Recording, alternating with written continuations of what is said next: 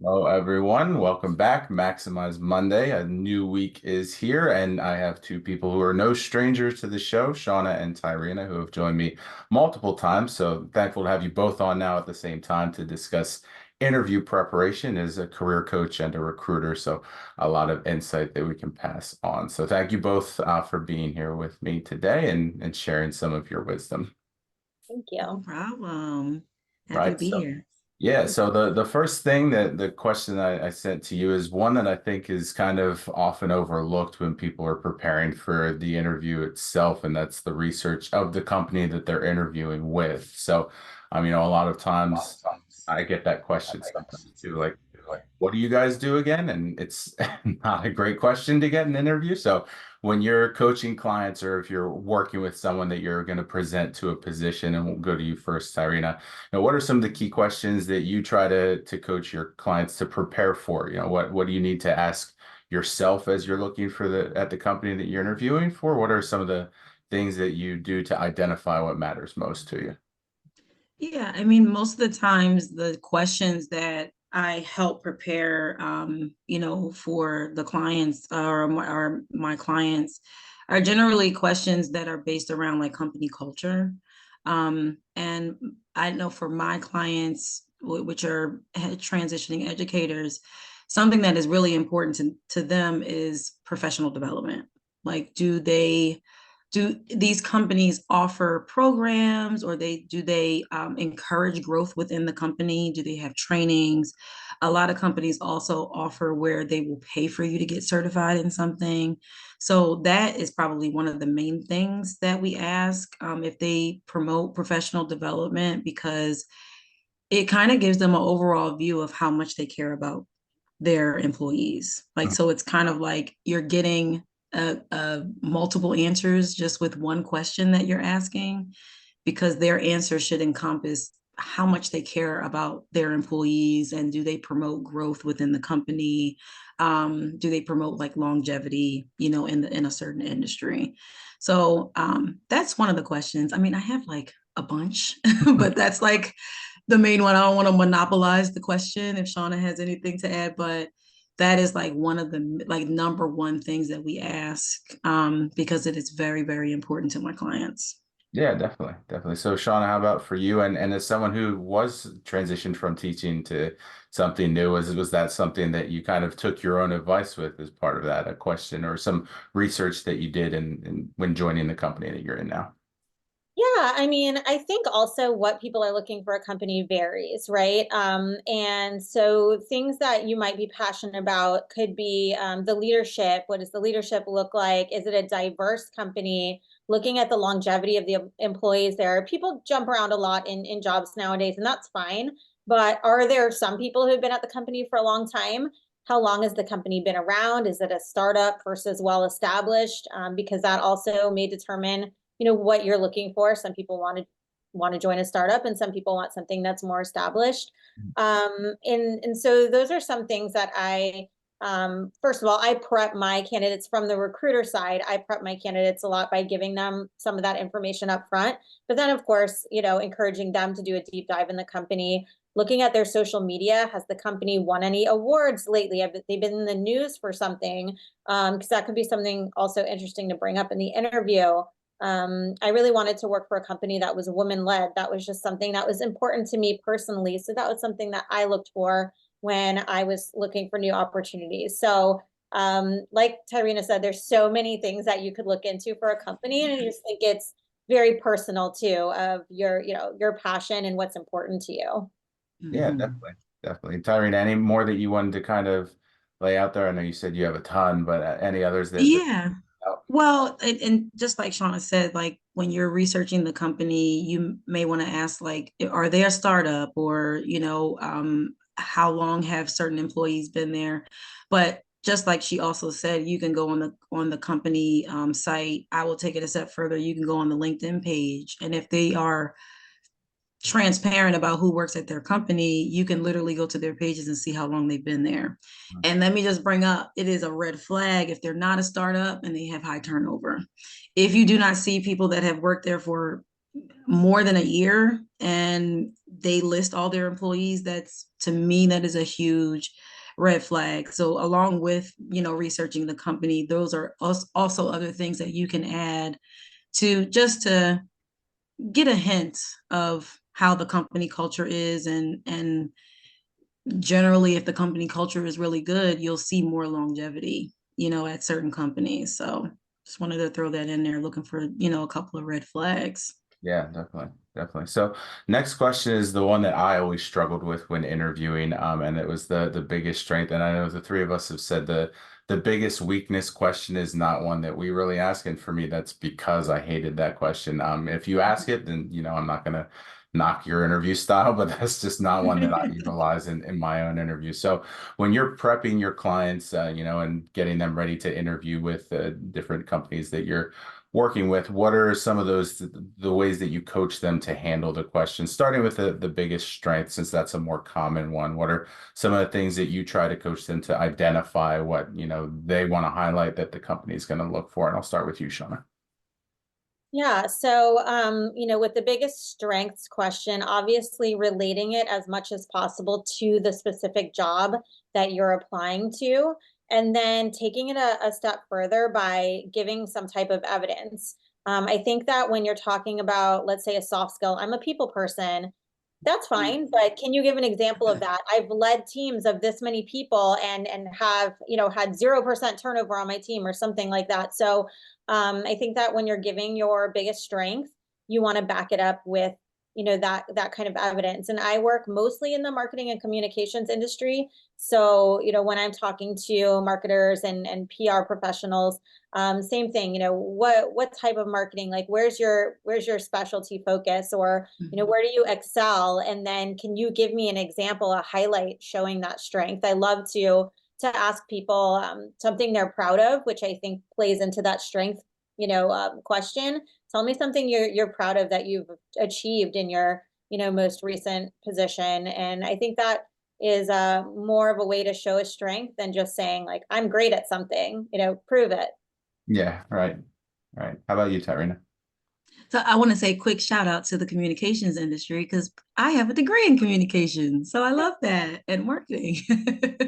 But just to piggyback off of what Shawna said, that is an excellent way to answer that question.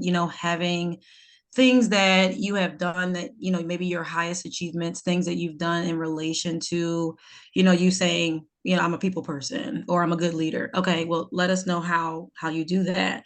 Go through the job description and see what strength you have is in direct relation to the responsibilities of the role.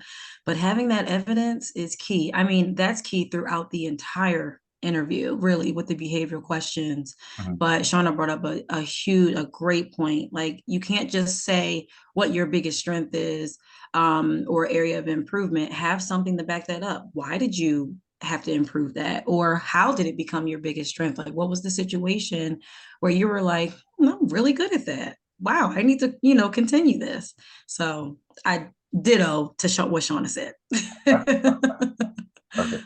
So to build off of that, researching the job description and making sure that you know kind of what they're looking for before you go into the interview, so you're not just going in blind, and you want to have that evidence that you've done the research and you know what the job is going to entail, the basics of it anyway. You're not going to know everything, but what they fit in those bullet points on the job description is going to be pretty key. So when coaching candidates, what are some of the main things that you try to get them to highlight when they're looking through that job description, so that they're ready to ask questions too, since all interviews should be that two-way street, and that's probably the best way to prepare for those questions. Start with Tyrina. Yeah. So let me just start from the beginning. When you are preparing for an interview, or you're like tweaking your resume, the main thing that I try to get my clients' mind to shift to is that the job description is literally the company posting what problem they have. And your resume and your interview questions, or how you're answering those questions, need to reflect that you are the solution.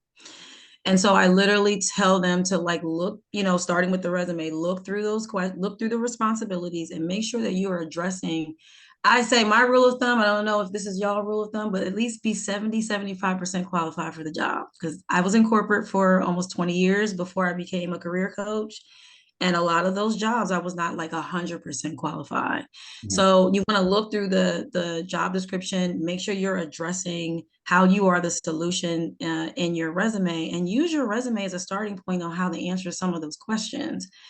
Pull from the resume to come up with maybe some behavioral questions that they may ask in specifics to the job.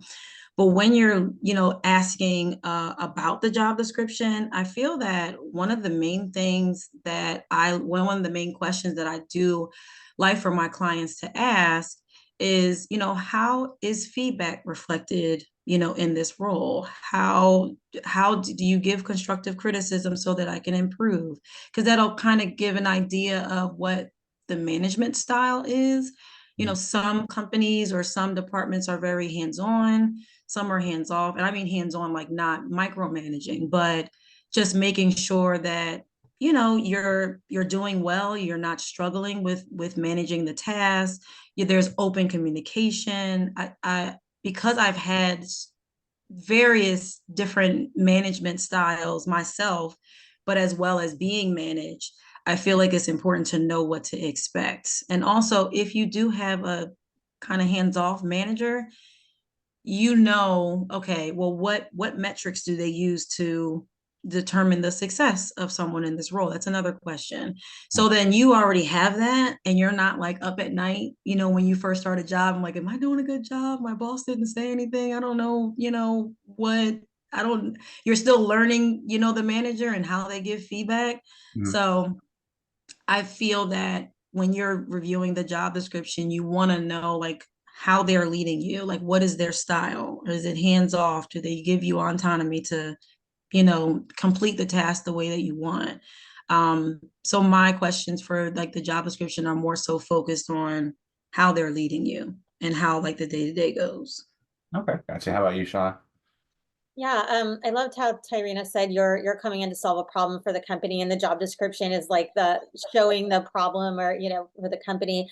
Mhm. So I think kind of taking that idea and asking, well, what are the priorities when this person starts this role? What are the priorities? What are the 30, 60, 90-day goals? And what's been missing? And you want them to tell you what they're looking for so that you can react and say, great, I can bring that. I can bring that solution. So, digging into the job description and then trying to figure out those questions of exactly what they're looking for, what their problem is, what the gap is that you can fill, and then being ready to answer those, those questions. And as far as like meeting the requirements of the job description, yeah, I agree, 70 to 80%. I love the term shoot your shot.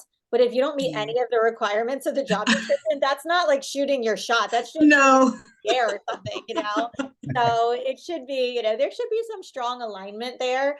Sure, job descriptions are fluid and things change, but there definitely should be, you should feel confident going into an interview and saying like, I can do this. And maybe the few things that are missing, I can learn and I can grow into.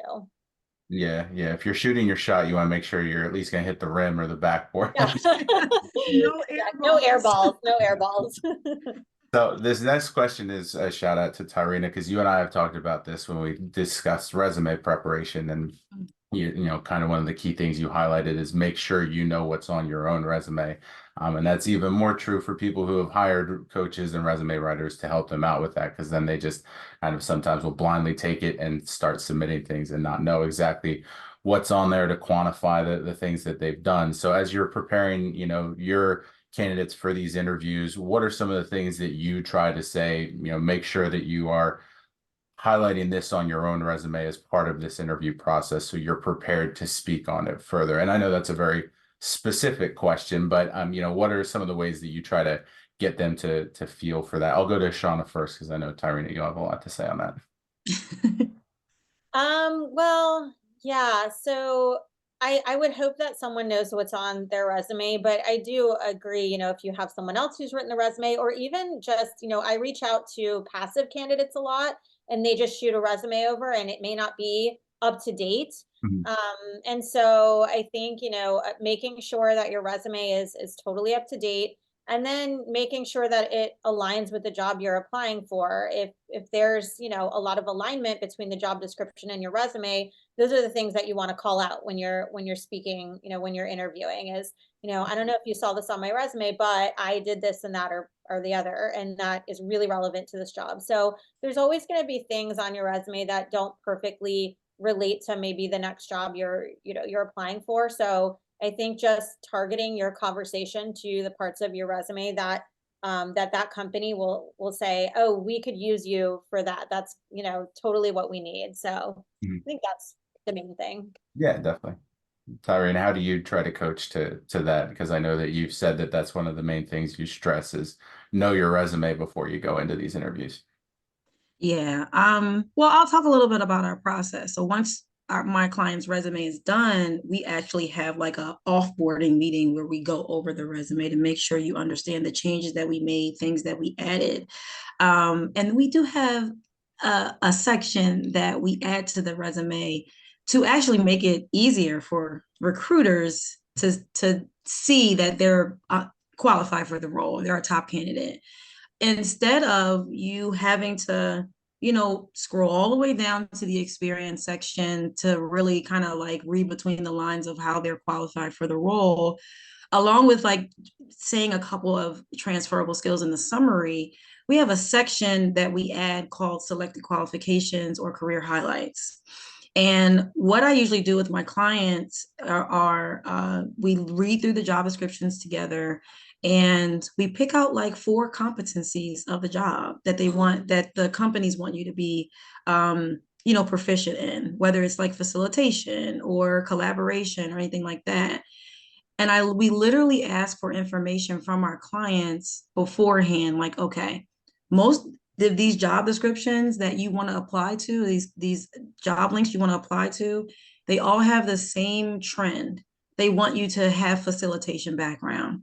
So instead of the recruiter waiting to read all of their 5 or 6 job tasks, we pull it out and put it in a separate section at the top. So it's easy for you in those, that short amount of time, that you're reviewing applications and reading resumes, they can tell right away that you're qualified for the job. So on the client end of it, when we're reviewing the resume and you're familiarizing yourself with your experience and what us resume writer and career coaches have helped you update on your resume, it becomes so much easier to remember specific scenarios and aspects of your experience that you did, instead of having, okay, I got to review my resume from the first job that's on here to the last job that's on here, because you never know, in a phone screening, a recruiter may ask this, or the hiring manager may ask about something about the first job that's on my resume, and that was like 10 years ago, and I don't remember certain things. So I feel like it makes it easier for the recruiter or hiring manager to build their questions off of the specific things that are in direct relation to the role that we highlighted in that section. So just know T Lassiter Services wants to make your job as recruiters easy as well. For sure.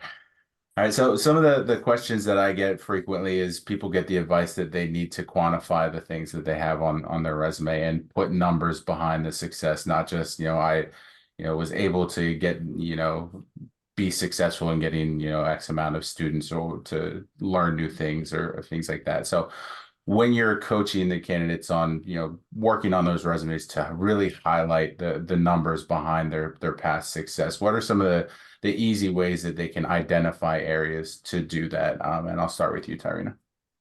Well, definitely start out with the job description. A great example of that is if it's like a customer success or customer service related role, most of the times they want to see information about your customer retention, client retention. I mean, and essentially with the clients that I work with, transitioning educators, it can be hard to quantify that because your client is generally the teachers, and then their kids and your students. So With transitioning educators, I know that it can be a hard thing to quantify certain tasks. So what I say is, and you said like a great thing that you can quantify is the number of students you have in your class, or the number of, if you're in administration, the number of students that have graduated, you know, in the prior year or something like that, or if you have decreased suspension rates, or you've improved attendance. But if you cannot measure a lot of things, if you don't have a lot of metrics, I try to shift their mindset to thinking of quantifiable words instead, like you increased or you improved or you implemented something. But I know that even if you're not a transitioning educator, it can be really hard to think back to like previous roles where you're like, I have no clue how to quantify that. And I don't want people to stress out too much of that. I Mhm. think, and correct me if I'm wrong, I feel like recruiters and hiring managers just want to see your impact. They want to see things that you've improved or implemented or started, things that you've improved with a department. Did you help fix something? Did you help streamline a process a lot better? And now your customer retention is better because your processes in the back end are better. Mhm. You know, so it is good to get some metrics, but I have to answer that according to the type of clients that I have, because I know a lot of teachers, it's hard for them to quantify a lot of things Yeah. that they've done, you know, in their schools. Right. Yeah. That, I mean, student retention, a lot of them just don't really have a choice. They're in your class Right. no matter what. So that is what it is. Right. So Shauna, for you in hiring for marketing communications, where those are very numbers driven roles, what are some of the things that you're usually saying these are the things people want to see? Yeah, 100%. Definitely a lot easier in marketing to, talk about ROI and talk about, revenue increases and things like that. Mhm. But, to Tyrina's point, coming from education, I also struggled with quantifying my own resume. And I've talked to some teachers like this. I don't advise teachers as part of my career, but of course have spoken to so many just in a kind of a mentorship capacity.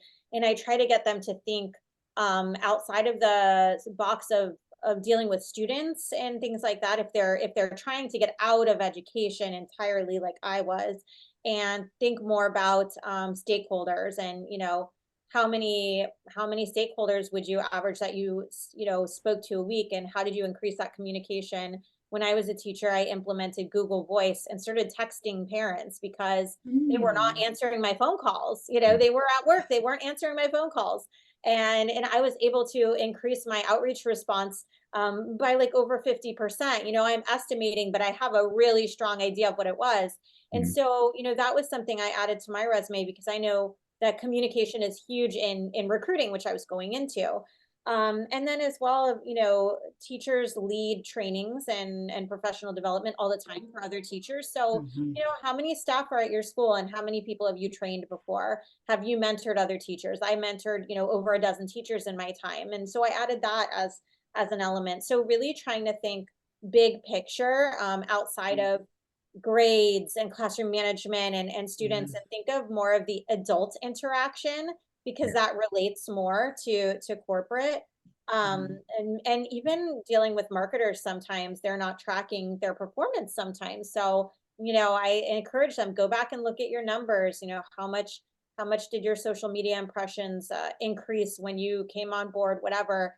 And it is hard because some people do not track their performance, and then they go back and say, oh gosh, I know I did a lot, but I don't know the exact numbers. So yeah, just getting people to think about that impact, like Tarina said, what was the impact that you made? How did you make a change? And really try to articulate that, even if you don't have a specific number, but you have an idea of what you did do. Yeah, definitely. Definitely. So next question is kind of we talked about researching the company that you're going to be interviewing for, and I get the question sometimes too of researching who I'm going to be interviewing with beyond me because I'm easy to find. I'm pretty vocal on LinkedIn, so usually if people want to know who they're going to be speaking to, they can see my pretty much an open book. But when I get the question of, can I, look into the hiring manager, who am I going to be interviewing with, things like that, what is usually the advice that you're giving? Yes, but without being too assertive, too pushy, and sending the request, sending a message before you even speak to them. So I'll start with you, Sean. How do you try to guide the candidates that you're working for if they have that question of, can I look into the hiring manager I'm going to be interviewing with? Yeah. Well, I am a little pushy, and I always give them the information. This is who you'll be interviewing with. Here's their LinkedIn profile. And I encourage them to research. And I, always say, try to find some commonalities. And, Mhm. it's so helpful to get to know the person that you would be working under. So absolutely, you should check out who you're interviewing with. And if you're not provided that information by the recruiter, then, of course, Google them, look them up on LinkedIn, look them up on social media. I have one client that I work with, and she's fantastic, and she's very active on LinkedIn. So I always say, look at her posts, because you really can get to know her and the company through that. So, not everyone is active on LinkedIn. And so sometimes there's limited information. If I can provide any information, I do, just to ease the mind of my candidate, like, oh, this person is great to talk to. They, have this kind of personality. I try to prep them. I've never had a candidate say, can I connect with them on LinkedIn? I haven't had that. They may be doing it. They might be just doing it on their own. Right. And that's their rights, right? You can't tell someone not to do that. Yeah. But absolutely do as much research as you can on the person that you're interviewing with, for sure. Yeah, and then Tyrina, from a coaching standpoint, what's usually your advice to them in terms of doing their research on the interviewer? Say send them a connection request. Like I say dive all the way in, send a message.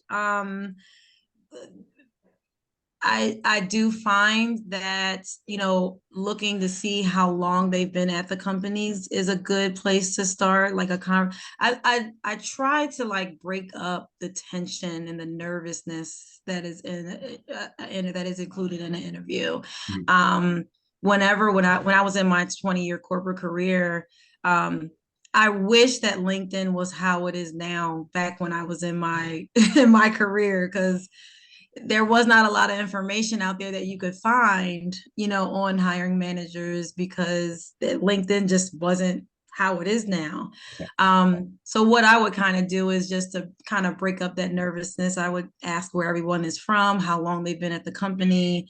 But these are things that you can now find on LinkedIn. You can see, if they've had different positions in the company. Have they always been a hiring manager? Were they employee, not at that level before. And then for me, I'm kind of a little nosy. So, some of my clients are like that too. And I say, well, how did you become a hiring manager? Like, or how did you start here? How did you start with this company?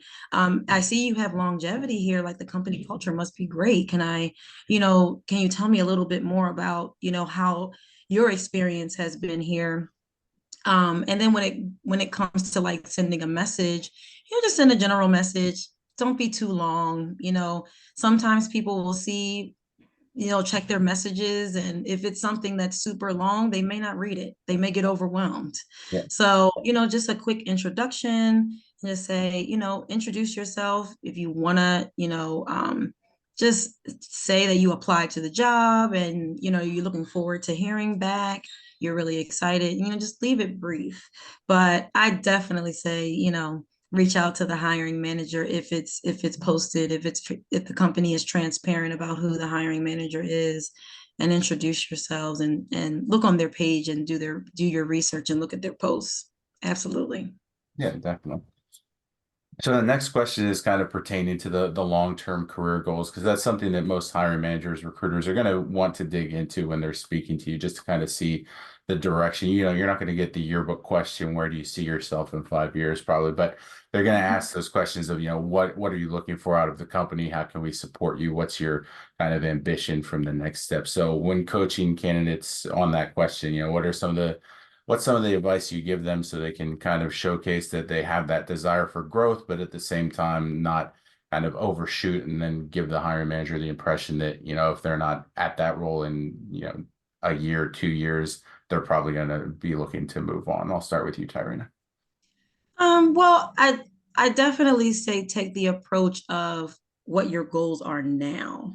Um, because if you do overshoot it and say, eventually I do want to be in this position, I say that you should talk about like what your goals are now and maybe the next 6 months to a year. But more so the goals that you know that you can obtain from this current job, not so much say, and people may have different opinions about this, but for me, I always focus on the now and what I can achieve from this position. I Mhm. usually don't coach my clients in saying, well, I know that this role will take me to this another role eventually, because I feel like it kind of puts in their mind like this is just like a stepping stone, Yeah. and you don't want to give off that attitude. So I would definitely bring out some things that you're excited to learn from this particular role that you're interviewing with.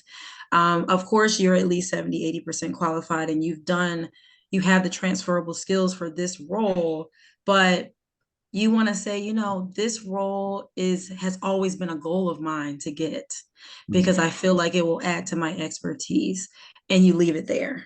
And Okay. you shouldn't talk about, eventually I want to be in your place. Right. No, don't say that. But yeah, like focus on the now, but the now could still be like a year or two. You see yourself in this role for a good amount of time. Okay. How about you, Shauna? Yeah, I think, that question of your career goals, yeah, I agree. You don't want to go too far in the future. You want it to be really relevant to the position you're applying for. A lot of people respond when I ask that question, I get a lot of, I want to learn and grow. And, that's great. It's nice, it's really positive, but I often then follow up with, well, what do you want to learn and how do you want to grow? So I think having some more specifics, are you trying to, add on, new types of like elements to a role? If like you're in marketing, I work in a lot of marketing and you're doing email marketing, but you want to expand into this area, like social or whatever. If you haven't been in a leadership role and you're saying, eventually I'd love to start getting into a leadership role. I feel like I have a lot of, knowledge to impart, things like that. So I think definitely talking about learning and growth, but being a little bit more specific into kind of telling them what your goal is. What's your SMART goal, right? The We Right. used to do that when I was a teacher. SMART goal, like specific, measurable. Yeah. So just giving them an idea of what your goal is, and the reality is, if you have a goal that really wouldn't be met at that company, then is that even the best role for you anyway, right? Because Mhm. you Mhm. probably are trying to find a job that's going to be a long-term situation for you. So um, I think just being genuine and transparent is good for both parties, and really telling them what your goals are and seeing if it's a good fit. Yeah, definitely. So last question I have is fitting because it's going over the last questions of the interview, which is when the candidates get their time to really kind of dive into that and things that have been on their mind. So I will say as a recruiter, when I ask, do you have any questions for me? And they say, no, you answered all of them during the interview, it does make me a little happy. But at the same time, you should always come prepared with a few. So what are some of those questions that you try to coach clients on in terms of probably ones that aren't going to be necessarily answered during the interview that they can be prepared because obviously you're not going to know what's important to them. They're going to know that. But what are some other things that you like to prepare them for? I'll start with you, Shauna.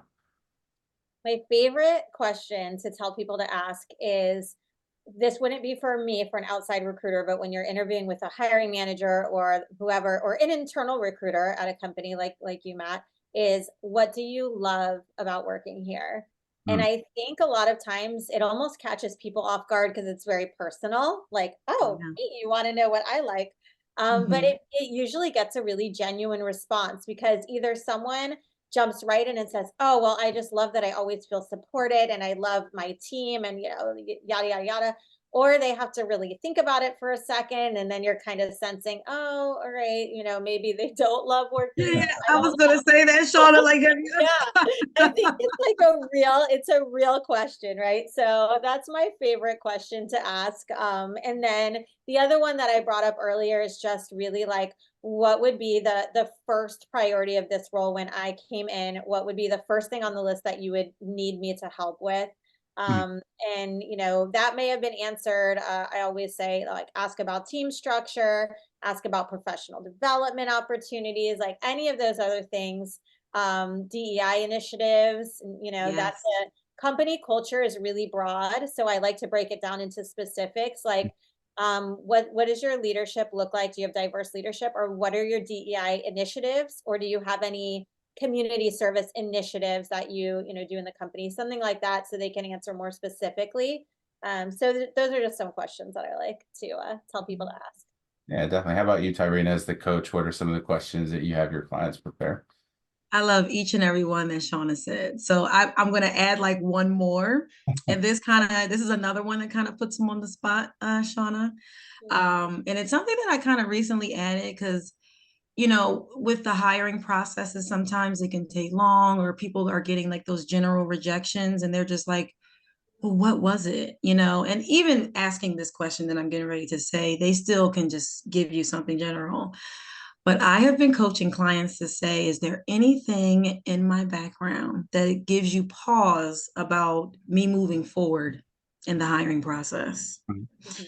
And it does put them on the spot, but I would hope that the people that my clients are interviewing with can be as transparent as possible, especially if it's something like if the job description said that they wanted them to be proficient or have a certain number of years, but you could clearly tell that they don't have that and you still invited them to an interview. Mhm. I would like for hiring managers or internal recruiters to kind of step up to the plate a little bit more. And in that moment, because most of the time you don't have time to give individualized feedback when you're sending emails, maybe just give them a tip or something like, I will say that one thing that is a little hesitant, but may not totally deter you from moving forward, is that you only have about 6 months of experience and whatever, or we didn't see that you had the skill set that we wanted you to be proficient in as far as Salesforce or, something like that. So I kind of coach my clients to put, people on the spot and, just see what they say. And lately we've been getting a lot of feedback. Like it's actually been really good. They don't technically say that they're not moving forward, but they may say maybe one thing that, if you don't move forward, it may be just because of this one thing. But you're amazing. You're an amazing candidate. Your background is phenomenal. But if in the next round the leadership decides not to move forward with you, it may be this. And that's the only thing I will have to add, to Shawna's wonderful questions, because we do the same things. Yeah, definitely. I'll add one more that I saw recently on LinkedIn that will put the interviewer, the hiring manager on the spot. And it was there an issue at your job recently that caused you to have to vent about it to your significant other, spouse, family, friends? Oh, And I gotta write that one down. I I thought that like was great that because one. everyone's going to say what they love about the job, but can you pull out some things of some of the pain points that they might give you insight on starting off? I thought that was fantastic. It's interesting though. I just wonder, will a hiring manager actually share that information? Yeah, I feel like they're not going to say anything negative about the company. It's funny though. Oh my Yeah. gosh, can you I don't imagine? think, especially if it's something that they need to bring to their spouse, because Yeah, we vent to our spouses on a whole nother level. So I yeah, don't right. know. I love that question though, man. I don't It's know. I'm so gonna write that one funny. down just to Yeah. see how it I was goes. like, that's an interesting way of just kind of not asking what do you love about the job, but what are some Yeah. of the things that you wish would be improved on in your workplace, and Yeah. you might get something that makes you Mm. think. Yeah. So that's all I had for the two of you. I'm so appreciative of you both jumping on again to assist with the interview preparation. I know a lot of people, the interview is the overwhelming part. You know, you finally get there and sometimes they psych themselves out before they even get on the phone call. So any insight that can be shared is wonderful. So I'll start with you, Sean, about anything that you want to plug or where people can connect with you, and then we'll pass it to you, Tyrina, so you can talk about all the stuff you're doing on LinkedIn. Oh yeah, sure. I'm happy to connect with anyone. I work for Talentfoot Executive Search and Staffing. We do work on marketing, communications, tech, and sales hiring. So just a reminder, as an external recruiter, I work with clients to fill roles. So I do not place candidates in jobs. It's the opposite, but I do love connecting with anyone in those industries because we're always getting new jobs, and the more industry related professionals I have in my network, the better, because I may have something that perfectly aligns with your experience. Always love to connect with transitioning teachers. I was a public school teacher for 17 years and moved into recruiting about almost 2 years ago. So always happy to help from both of those perspectives too. You can connect with me on LinkedIn, send me a message. I'm pretty good at responding. I think I have a very high response rate. So feel free to reach out, and always a pleasure talking with you, Matt, and helping out with these kind of events. Absolutely. And Tyrina, where can people go connect with you for coaching services? Awesome. Yes, you can find all of my information on LinkedIn, Tyrina Lassiter. I am a career transition coach, so I primarily assist transitioning educators transition into corporate. I have a link at the top of my LinkedIn profile where you can set up a free consultation where we do free resume reviews. We look at, we look a little deeper into your resume to see what roles will be a good fit for you. And then we just talk about what your plan should be, what your next step should be. Is it getting your resume updated, or actually honing in and really figuring out what you want to do? Because a lot of times I do get clients that they have no clue what their transferable skills are, and we do have services that help with that. T Lassiter Services, I am the CEO and founder. We offer resume writing services, interview prep coaching, and LinkedIn optimization, and a lot more. Definitely check out my recommendations on my LinkedIn page at the bottom. And you can also find my case studies at www.tlassiterservices.com. All right. Well, again, thank you both. Thanks you to everyone who watched, listened, however you consumed this episode. We appreciate you stopping by, and we'll see you next Monday. All right.